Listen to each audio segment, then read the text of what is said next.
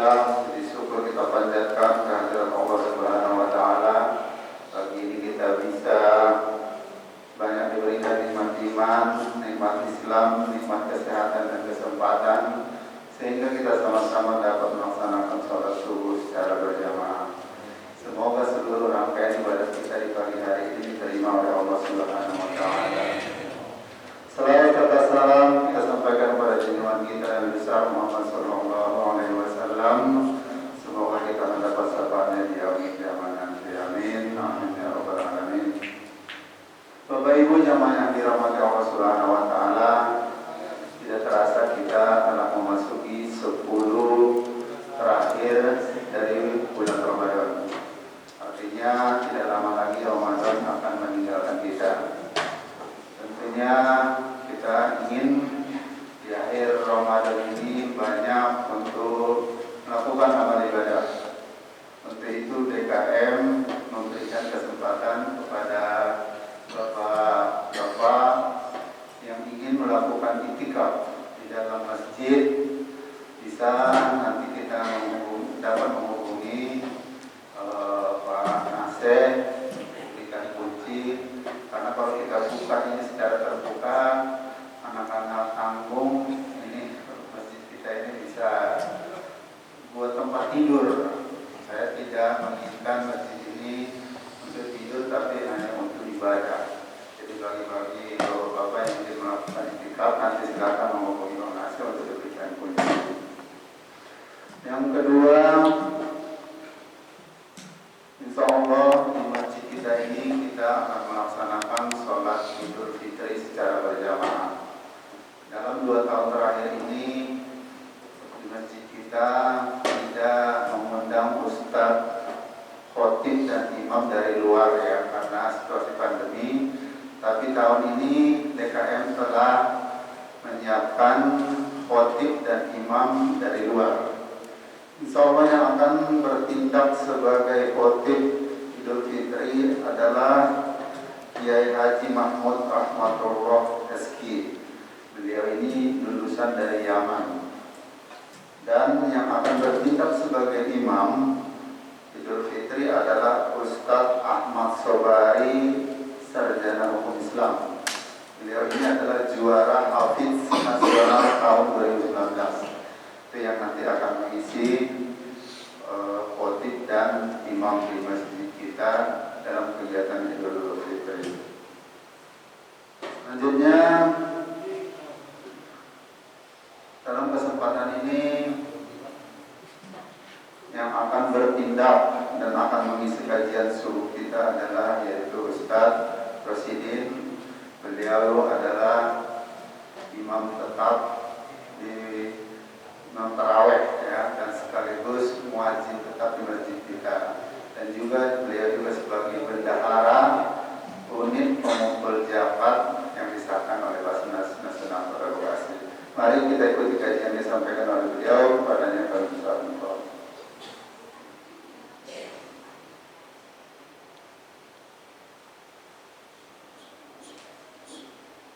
Bismillahirrahmanirrahim. Assalamualaikum warahmatullahi wabarakatuh.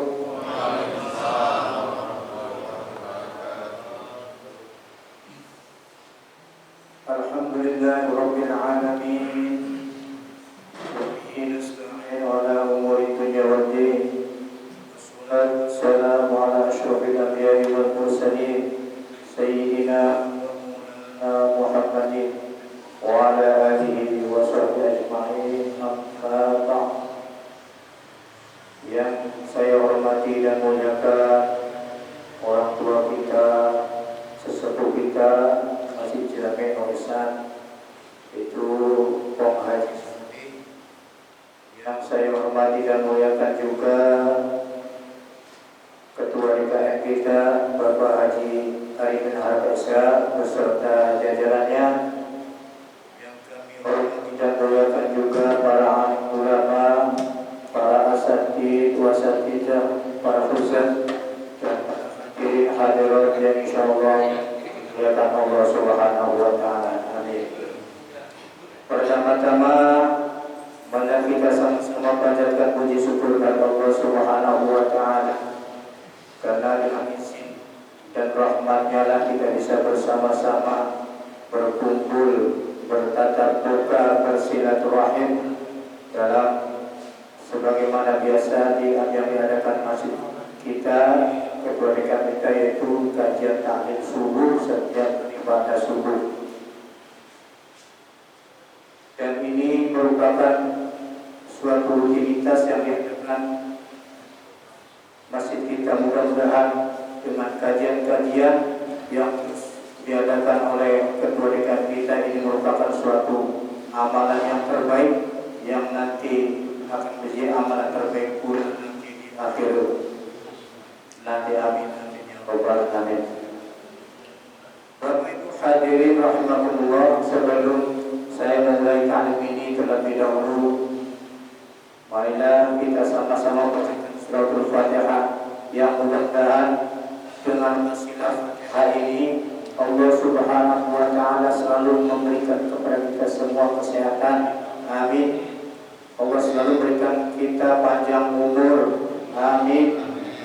Allah selalu berikan kepada kita ilmu yang bermanfaat, dan juga mudah-mudahan dengan wasilah daripada taklim ini Allah Subhanahu wa Ta'ala tentunya meridhoi apa yang kita usahakan.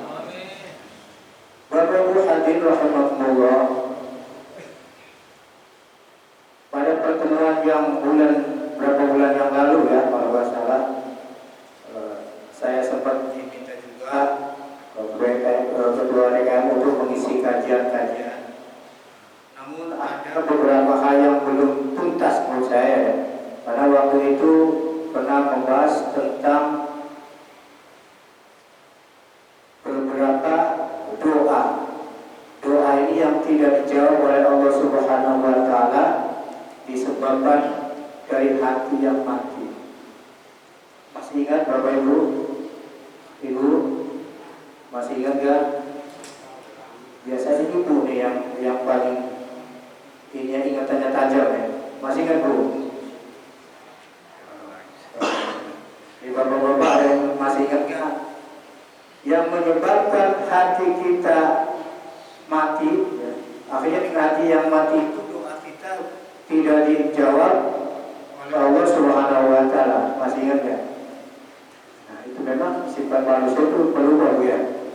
Jangankan berbulan-bulan yang lalu, kadang-kadang begitu kita keluar dari taklim, karena mungkin istrinya tidak ikut, begitu ditanya sama istri, Pak, apa tadi kajian taklimnya tentang apa? Aduh, katanya lupa tuh. Karena emang sifat manusia itu lupa. Dan ini bukan saja lupa, memang ada penyebabnya Bapak Ibu. Pengen tahu nggak penyebabnya kita ini lupa? Ya tentunya dari turunannya, benar nggak? Kita dari turunan siapa Bapak Ibu? Nah, dari turunan ya Nabi Adam. Siapa lagi? Ya nggak? Nah, cerita sedikit ya, kenapa kita itu kok bisa lupa? Begini ceritanya. Nabi Allah Adam alaihissalam ada seorang nabi yang diberikan oleh Allah Subhanahu wa Ta'ala, itu bisa melihat di Lauh Mahfuz nama-nama anak cucunya, batas umur. Begitu melihat dengan izin Allah, ini ada anak cucu saya dari kalangan Nabi, yaitu Nabi Daud. Kalau dikasih umur 30 tahun lagi, ini sukses. Katakanlah kalau kita punya anak, kalau sekolahnya lanjut nih S1 misalnya kan, wah ini bisa begini-begini, sukses hidupnya papa begitu secara manusianya. Nah, setelah melihat bahwa dari keturunan beliau Nabi Daud alaihissalam, kalau ditambah 30 tahun lagi sukses, jadi mengemban amanah. Terus bagaimana?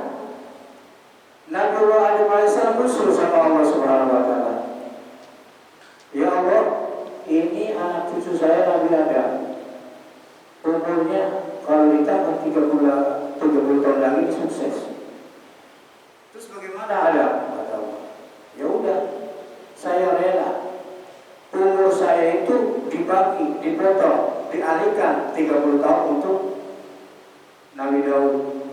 apanya itu Bapak Ibu? Saking memang sifat dari keibuannya ada. Ya kan yang diciptakan dulu kan Nabi Adam sebelum yang lain, betul nggak? Tentu sifat keibuannya itu ada. Karena setelah Adam Siti Hawa, kemudian sampai turun sini. Jadi sifat keibuannya itu ada. Maka dengan dari sifat keibuannya itu merasa bahwa ada dari turunan beliau. Kalau 30 tahun lagi ditambah, umurnya itu sukses dalam pengemban amanatnya. Maka dengan izin Allah ditambahlah Nabi Daud ini 30 tahun lagi. Berarti umurnya Nabi Adam berkurang, berkurang 30 tahun lagi. Nah, singkat cerita, suatu saat umur Nabi Adam udah waktunya dijemput oleh malaikat Jibril. Malaikat Jibril datang kepada Nabi Adam menyerupai bentuk manusia, wujud manusia. Ya Adam, ini udah waktunya nih kamu pulang. Nih umur kamu nih udah habis. Kata Nabi Adam, oh, enggak, umur saya masih ada. Masih ada. Enggak, ini nih catatan saya udah habis ini. Udah habis. Maka dengan tidak terjadi sesuatu biar enggak ini, usulah malaikat Jibril ke Allah tuh. Ya Allah, ini Nabi Adam udah habis tapi ngotot, katanya masih ada 30 tahun.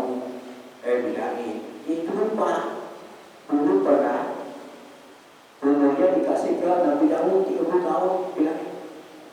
Nah, makanya turunlah saudara ceritakan, oh iya lupa. Nah, maka itulah jadi wajar kita sebagai keturunannya mempunyai genetiknya turunannya. Nah, itu sedikit cerita dia. Mudah-mudahan ini menjadi ilmu untuk kita belajar sedikit. Bapak Ibu hadirin jamaah rahmatullah. Pada pertemuan yang lalu, kenapa doa-doa kita itu tidak dijawab oleh Allah Subhanahu wa taala dari sebab hati yang mati? Lalu bagaimana supaya doa dijawab oleh Allah Subhanahu wa taala itu? Yang pertama kan dulu kan sebabnya apa? Araftumullah walam tu'tu haqqah.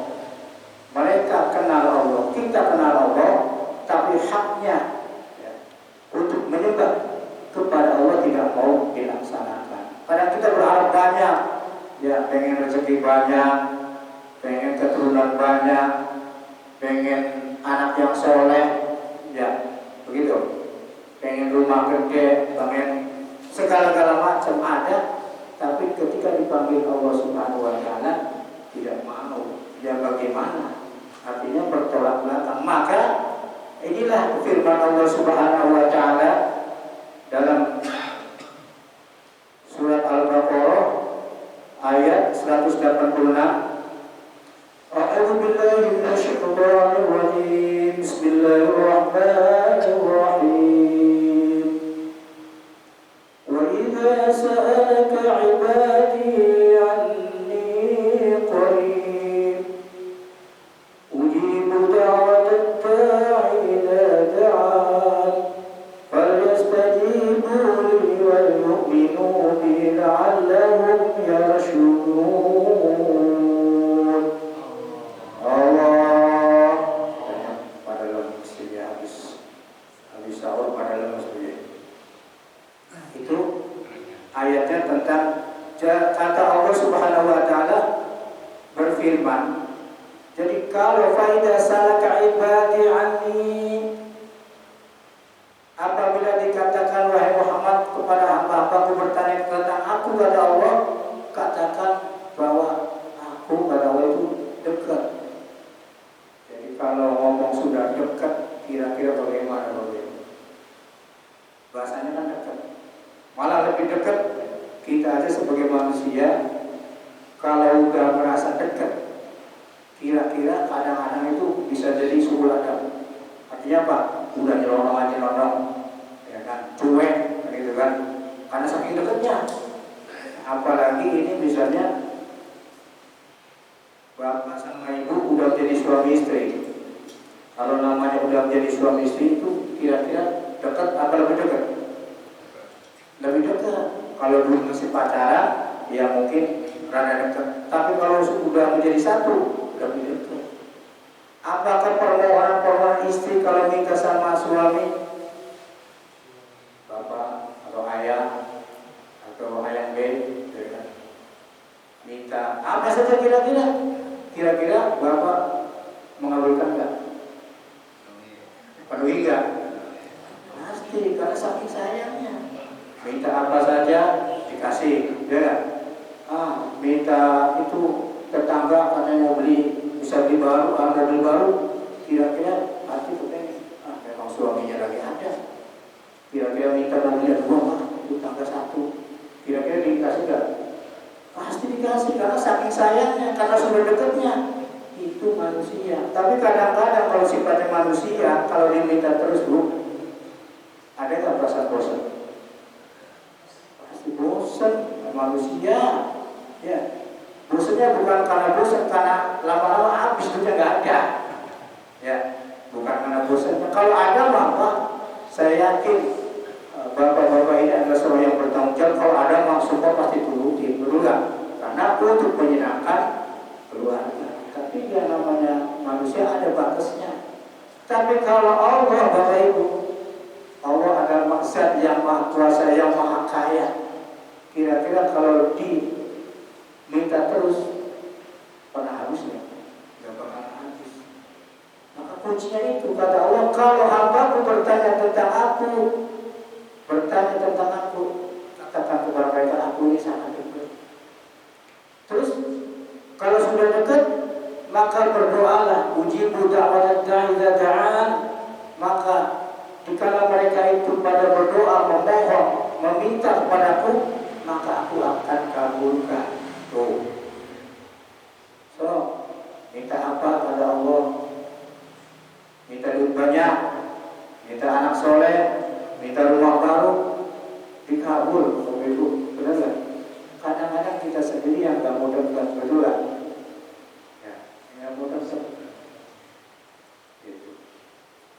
Bisa dipanggil oleh Subhanahu wa ta'ala, hayya 'alas shalah.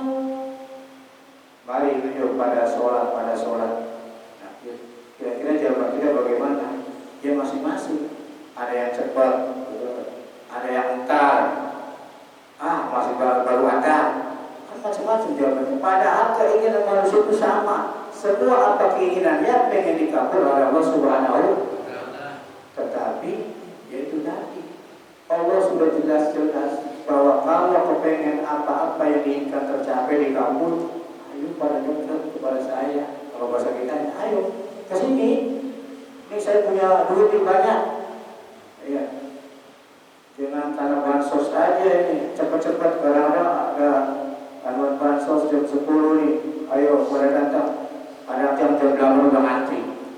Ya. Nah, jangan begitu. Ini yang ngasih rezeki siapa, Bapak Ibu? Allah.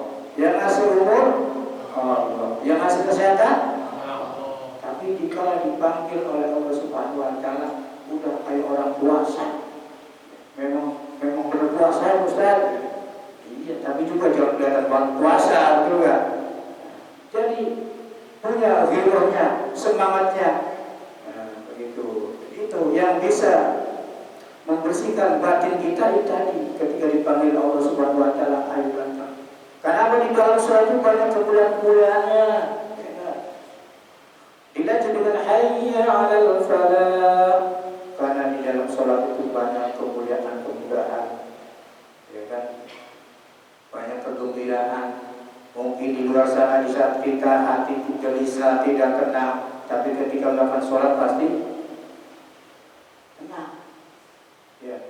Di saat rezeki kita lagi seret, mungkin pikiran gak karuan. Di saat sholat, apa yang kita inginkan, mungkin banyak dosa, Allah ampuni. Karena ada ayatnya. Ayatnya bagaimana?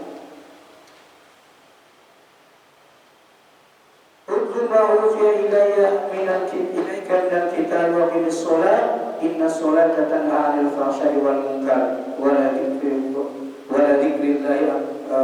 dzikrillahi akbar wallahu ma tasma'un.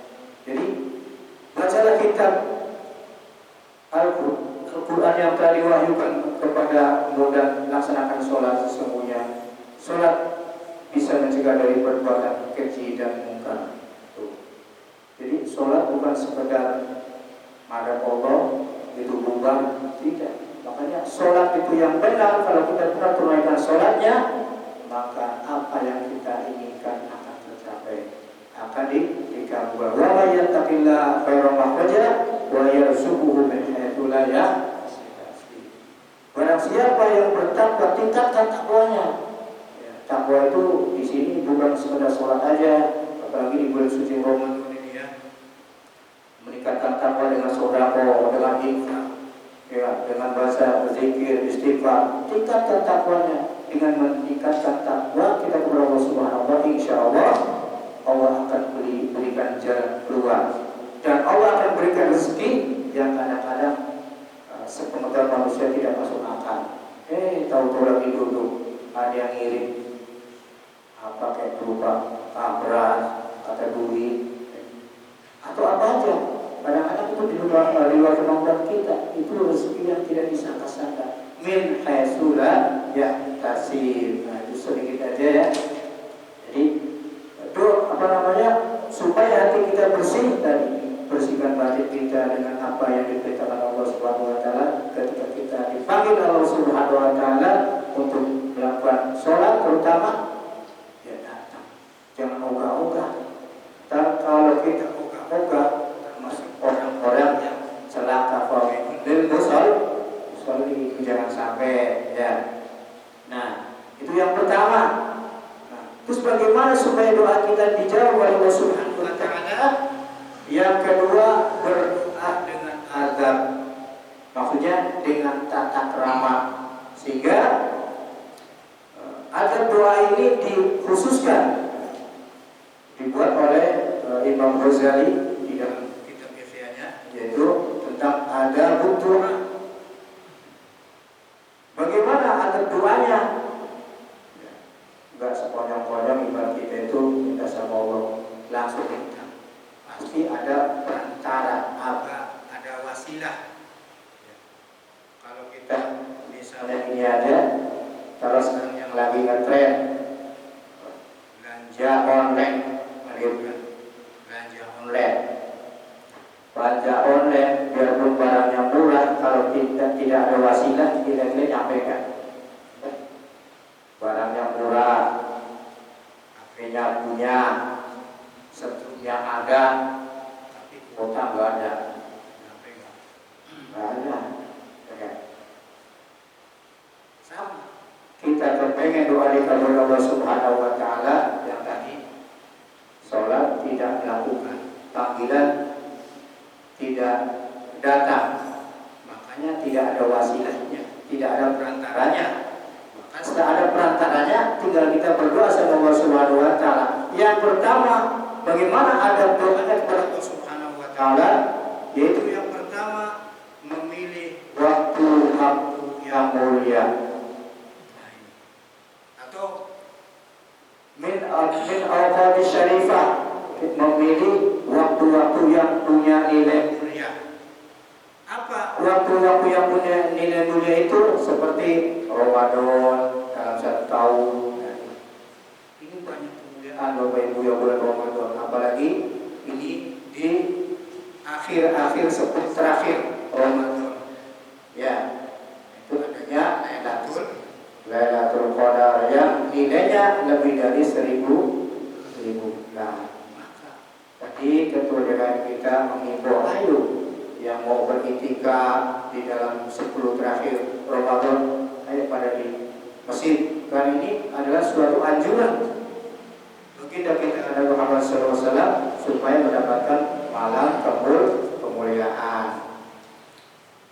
Yang terus Jumat, ya. Waktu-waktu yang ada nilai itu waktu Jumat dan satu minggu.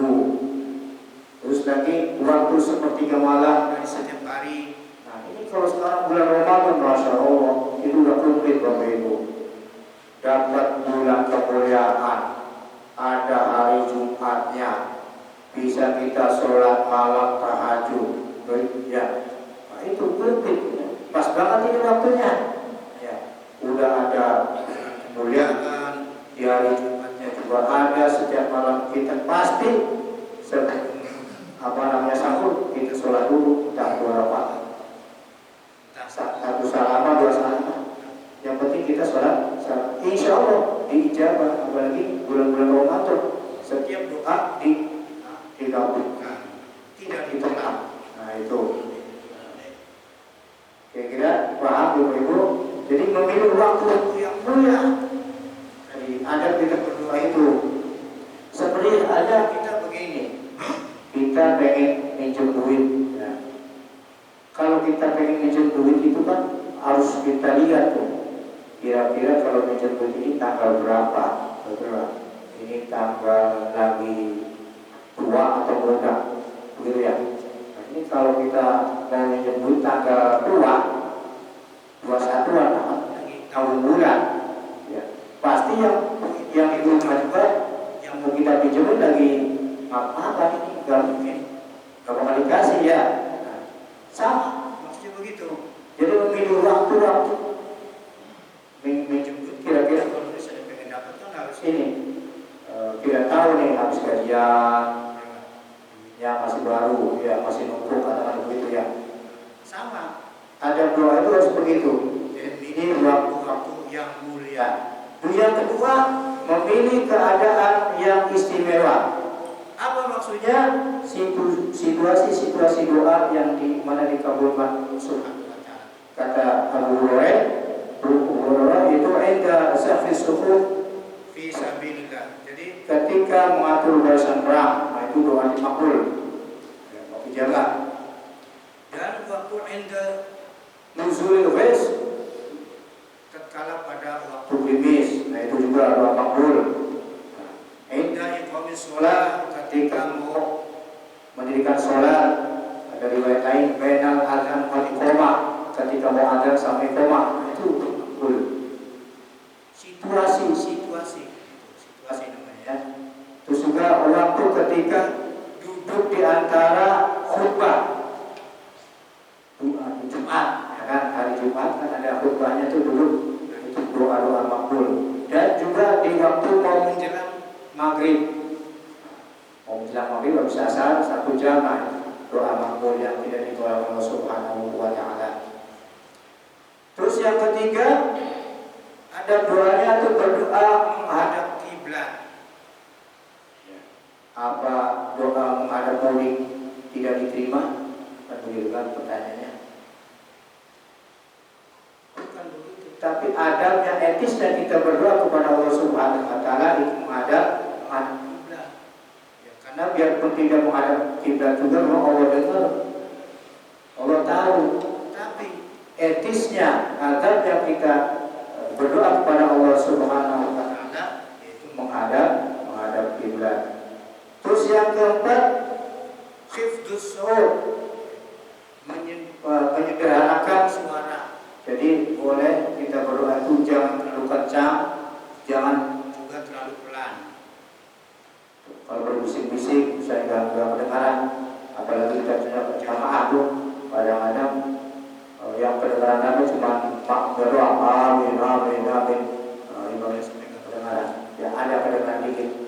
Jangan sampai doa itu kita jangan seperti orang khotbah, berteriak-teriak, itu nggak boleh adabnya. Terus yang kelima, ada berdoa yaitu Allah yatakallafas saja fit doa. Jangan doa kita itu seperti doa nyelongsong berani, asuja saja itu berani, terlalu berani. Ya Allah, ampuni dosa-dosa hamba kalau Engkau mau. Namanya orang Allah itu kalau diminta itu seberapa aja, sesering mungkin, gak bakalan rugi. Kita yang malah, ya Allah ampuni dosa-dosa saya kalau Kau mau. Nah Allahnya siapa? Ya Allah berikan kami rezeki dikit aja. Ada kira-kira berapa yang minta rezeki dikit? Gak ada, saya juga kalau minta rezeki yang banyak ya. Udah banyak. Ada orang begitu, orang banget juga. Jadi itu doa kita harus benar-benar, jangan songong, seakan-akan kayak merasa hebat gitu. Terus yang yang keenam at-tadarru wal khusyuk atau tadarru wal khusyuk. Jadi dengan sikap tawadu dan khusyuk. Maksudnya apa? Ya kita rendah, bahwa kita memang ini orang yang rendah, orang hina, orang tidak mampu itu pada Allah Subhanahu wa Ta'ala. Ya seperti kebalikan tadi, seperti kita kepengen dijemput tadi. Bagaimana caranya supaya kita itu dijemput dapat? Ya enggak? Ya bagaimana cara merayu pulang? Memang bapak ini kan orang mampu. Saya utangnya sudah sekampung. Mudah-mudahan dengan kebaikan bapak dan dermawan bapak, ya saya dikasih pinjam uang begini. Ya pokoknya bagaimana caranya? Gesor lah. Kalau ibaratnya, ya supaya bagaimana caranya, yang penting kita dapat duit. Apalagi Allah, Zat Maha Kaya, Zat Maha lebih dari yang maha. Makanya udah pantaslah kita makhluk yang gaib, yang paling butuh itu adalah dengan sikap tawadu dan khusyuk. Ya, benar-benar jangan punya pelekan. Terus yang ketujuh, ayat sifat doa wa yuqina bil ijabah. Jadi kita berdoa kepada Allah Subhanahu wa Ta'ala harus yakin, Bapak Ibu, ya, harus yakin benar-benar bahwa doa kita itu akan dikabulkan oleh Allah Subhanahu wa Ta'ala. Jangan doa gak yakin. Ya Allah, ya pokoknya gak yakin gimana sih Bapak Ibu? Ya, kalau gak yakin kira-kira dikabulkan gak? Karena Allah Subhanahu wa Ta'ala kan berfirman dalam suci, aku ada terhadap apa prasangka hambaku. Kan gitu kan? Ada hadisnya ya kan?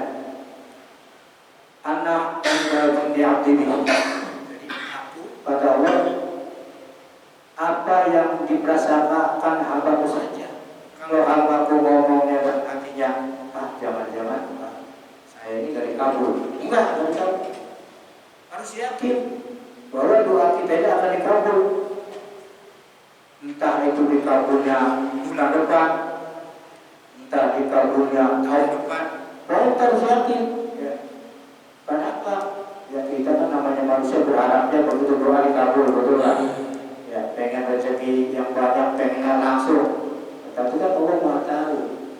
Mungkin kalau dikabul sekarang nih, kita minta duit sekian dikabul, ya mungkin malas ngajinya Bapak Ibu ya. Bukannya bulan puasa ini mau menjelang Idul Fitri karena duitnya banyak, bukan itikaf yang ada. Kemana Bapak Ibu? Mall, gajah. Itu kan kebanyakan duit, betul nggak? Tapi kalau di kalangan ada duit, udah deh benar-benar berikan kepada rezeki yang banyak. Itu ciri-ciri manusia. Ya, banyak beda gitu ya. Yang dengan yang ngomong dulu ya. Begitu kan. Kalau dikasih duit banyak biasanya kalau ada jadi tapi kita harus yakin bahwa doa kita itu akan dikabulkan oleh Allah Subhanahu wa Ta'ala. Mungkin sekarang saya minta kaya kok gak dikasih kaya ya Allah. Ya mungkin di anak kita, betul gak? Mungkin pada hari ini, pada tahun ini saya tidak dikasih ilmunya kurang, mungkin dengan doa kita turun ke anak kita, betul gak? Ya, tapi dengan saya juga, dengan doanya aja tadi kan ada perantara. Kepengen anak kita pintar, jadi ustaz, jadi ustazah, pintar ngaji, hafid Quran, harus ada perantaranya, ya di sekolah, di pesantren, dimasukkan di tahfidz Quran, kan harus ada wasilahnya. Jangan kita pengen berdoa pengen dikabul tapi wasilahnya nggak ada. Jadi nggak nyambung juga kan, ya. Nah itu mungkin anak kita tidak ke anak kita, mungkin ke cucu kita, kan begitu. Jadi pasti dikabulkan doa kita itu kepada Allah Subhanahu wa Ta'ala. Makanya harus yakin. Nah terus yang kedelapan, ayat tatahattu doa bi dzikrillahi fala yabda'u bis-su'al soal, hendaklah kita berdoa kepada Allah Subhanahu wa taala itu tidak langsung kepada persoalan. Nah, seperti kita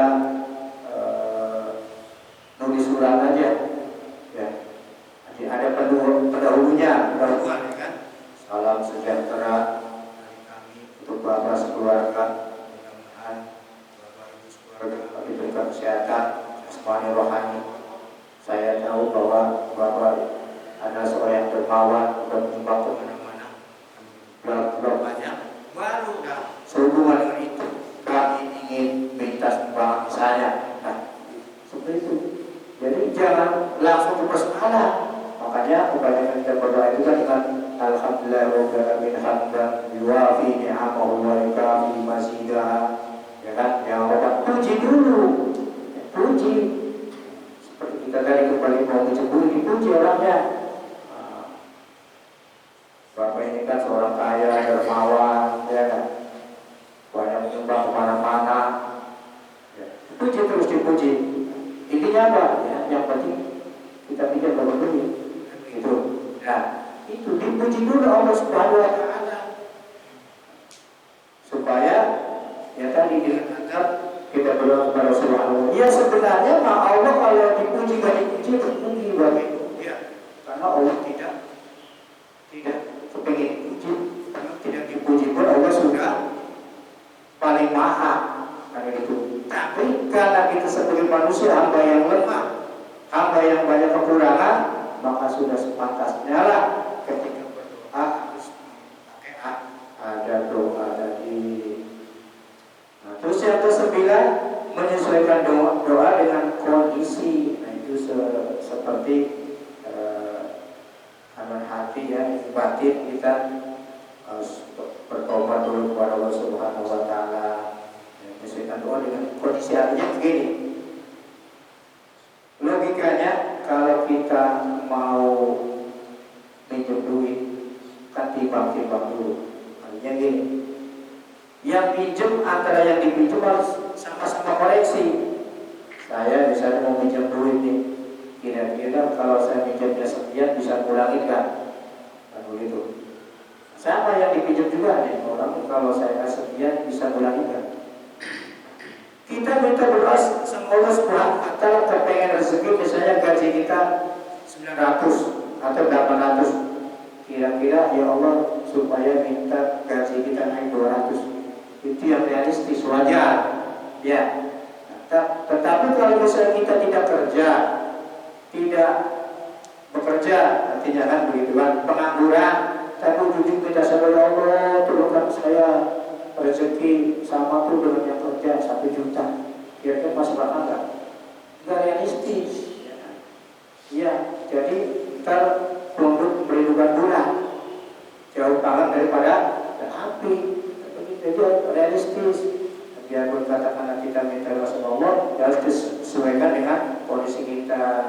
Misalnya kita banyak dosa, tapi perbuatan dosa kita itu harus dijauhi dulu, dihilangkan dulu. Dulu kita sering maksiat, hilangkan dulu maksiat kita. Dulu kita berbuat dosa, hindarkan dulu dosa-dosa itu. Dan itu, karena dosa-dosa yang kita lakukan itulah yang akan menghambat doa-doa kita kepada Subhanahu wa taala. Maka bersihkan hati kita, pikiran kita, terutama dari dosa-dosa kepada Allah Subhanahu wa taala. Sama dengan menyesuaikan itu, batin kita harus bersih.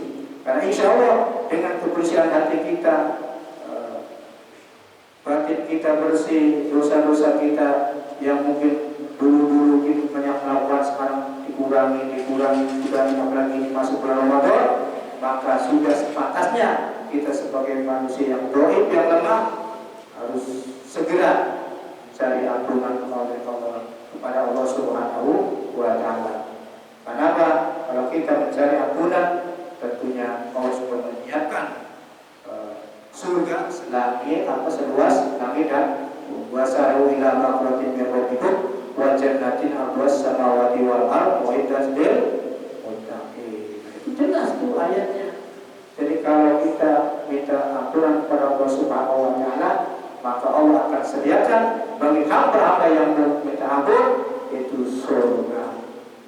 Kan ada ustaz katanya begini, ya kalau kita segala sesuatu kan harus ikhlas kata ustaz, jangan minta apa-apa. Kan begitu ada ya. Kalau berdoa, haji harus ikhlas sama Allah, tuh bisa kita surga. Itu makhluk Allah. Ya itu firman Allah yang mengatakan kalau kita nggak meminta begitu, terus untuk siapa surga dan nerakanya? Ya kan? Surga untuk orang yang beriman, neraka untuk orang yang udah sediakan semua. Tinggal bagaimana kita memilih, mau yang ke kanan artinya surga, mau yang ke kiri tinggal pilih. Allah Subhanahu wa taala sudah berikan semua kepada kita itu, semua yang sempurna, dikasih akal, pikiran, tangan, mata, telinga, semua anggota tubuh kita ini paling sempurna. Maka afala tatafakkaru, masihkah kita tidak berpikir gunakan akal itu untuk memilih mana yang baik dan yang buruk? Kira-kira paham ya Bapak Ibu? Jadi mungkin dari saya yang sampaikan saya ringkas saja ya. Jadi kuncinya apa yang kita mau tentunya tidak merta langsung, tapi melalui wasilah atau perantara. Perantaranya bagaimana supaya kita doa dikabul Allah Subhanahu wa taala? Tentunya haknya Allah apa? Jadi sembah. Haknya kita apa? Kalau menyembah. Kalau dua-duanya saling menyatu antara hak Allah sudah kita laksanakan, kewajiban kita sudah laksanakan kepada Allah, tentunya sudah menyambung. Kalau ibarat setrum sudah ada setrunya, udah ada HP-nya, ya kan? Udah ada setrunya, udah ada kuotanya. Makanya mau pesen apa aja, dan jarak pendek jauh insya Allah nyambung. Kalau komplit, setrunya ada, begitu ya. Kalau kita minta berdoa sama Allah Subhanahu ada yang kurang, ya gimana? Ya kamu yang putus dulu, betul kan? Ya kamu yang putus sudah nyambung, maka dikasih sambung dulu, pasti nyetrum. Gitu. Jadi mudah-mudahan itu saja yang bisa saya sampaikan. Yang sedikit ini mudah-mudahan menjadi ilmu kita yang bermanfaat. Wabil khusus untuk saya sendiri dan mungkin untuk para jamaah. Mudah-mudahan yang niatkan kita taklim ini mendapatkan ridha Allah Subhanahu wa taala nanti di dalam bulan suci Ramadan. Mudah-mudahan Allah Subhanahu wa taala senantiasa memberikan kita kekuatan untuk bisa bersaum di bulan Ramadan sampai akhir bulan Ramadan, dan jangan jadikan bulan puasa Ramadan ini menjadi penghalang atau penghambat, tetapi jadikanlah bulan suci ini adalah bulan suci yang suatu kegembiraan, karena di saat kita mencapai finish target, insya Allah kita akan dapat predikat muttaqin, ya. Dan ini kita kan pengen jadi orang yang bertakwa. Makanya selama bulan suci Ramadan saya juga berharap para jamaah selalu tetap istiqomah dari sholatnya, siangnya dan malamnya, itu dua satu paket. Karena kalau puasanya aja, kalau malamnya nggak tarawih, udah bincang, nggak ada satu paket gitu kan. Mansoma Ramadan iman wa ihsaban ghufirlahu ma taqaddama min dzambi. Yang pertama untuk siang puasa. Kalau malamnya mansoma Ramadan iman wa ihsaban ghufirlahu ma taqaddama min dzambi. Jadi satu paket. Jadi kalau misalnya puasanya doang, malamnya kagak, udah itu udah bincang. Ya, kalau bincang tangan sebelah satu, nggak ada satu, nggak enak kan? Nggak enak. Makanya mudah-mudahan di bulan yang berkah ini tetap mendapatkan taufik dari Allah Subhanahu wa taala dan menjadikan bekal kita nanti di yaumul qiyamah, itu menjadi bekal amal yang soleh. Tutup saja dengan akhiri wabillahi taufiq wal hidayah. Wassalamualaikum warahmatullahi wabarakatuh. Waalaikumsalam warahmatullahi wabarakatuh. Demikian kajian subuh kita yang membahas tentang doa. Semoga doa-doa kita diterima.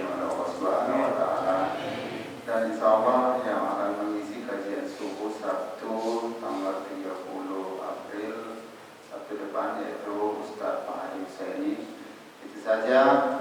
Terima kasih atas perhatian. Assalamualaikum warahmatullahi wabarakatuh.